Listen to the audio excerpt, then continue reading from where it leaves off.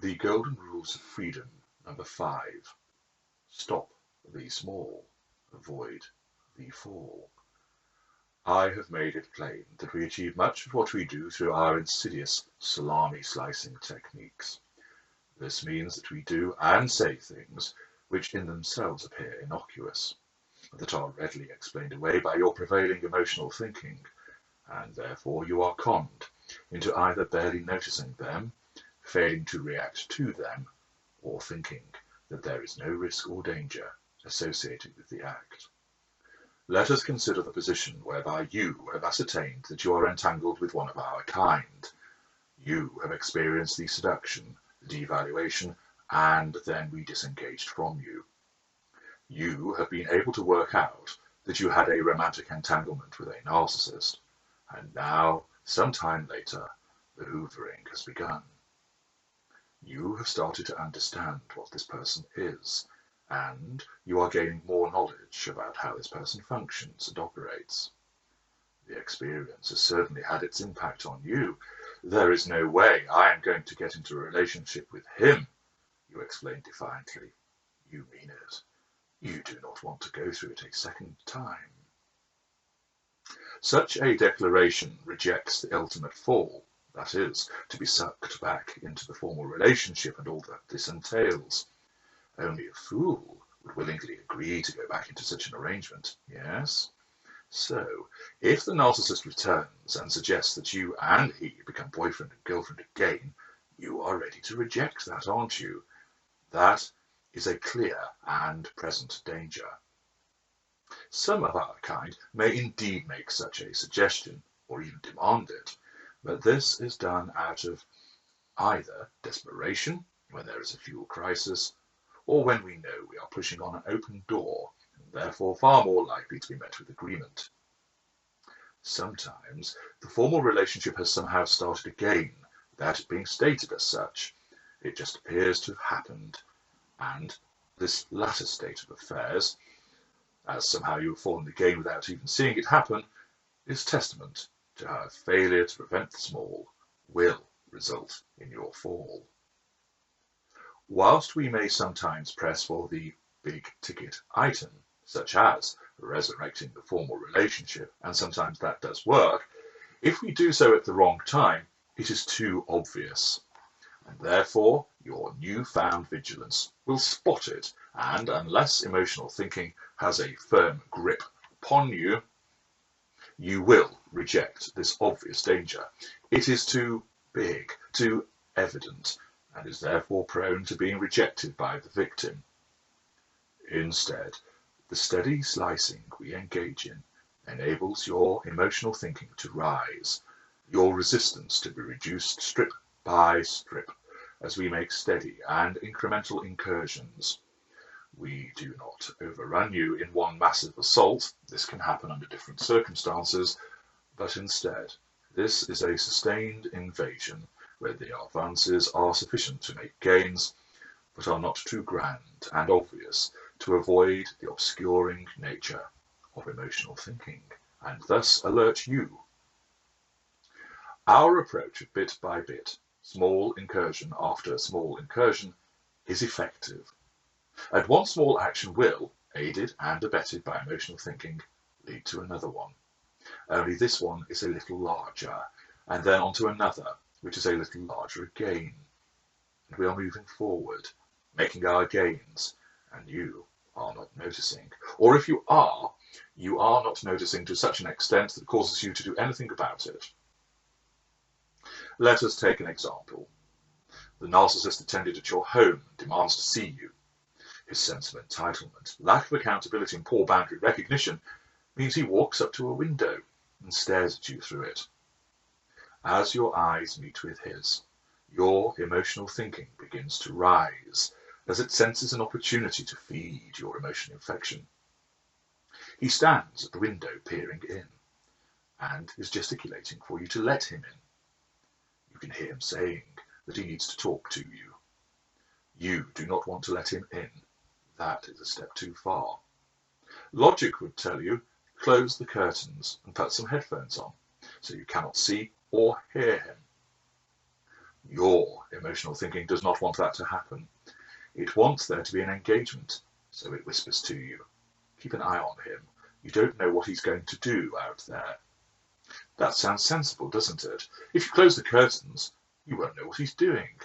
If you put the headphones on, you cannot hear what he is doing. You need to know. Isn't knowledge power? Emotional thinking dons the cloak and masquerades as logic, as offering a simple suggestion to protect yourself, and thus you keep watching him, and all the while your emotional thinking is being fed. He is still standing there, and then he paces around outside, moving near your car. What's he doing? He comes back to the window and again demands that you speak to him. Your emotional infection is being fed. Your emotional thinking is increasing, and it wants to feed the infection further. Tell him to leave you alone.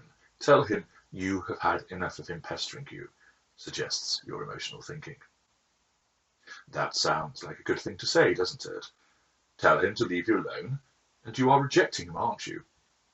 Most likely, however, you will say this angrily or nervously, and therefore all you do is provide the narcissist with challenge fuel. Furthermore, you are continuing your interaction, and thus the emotional thinking continues.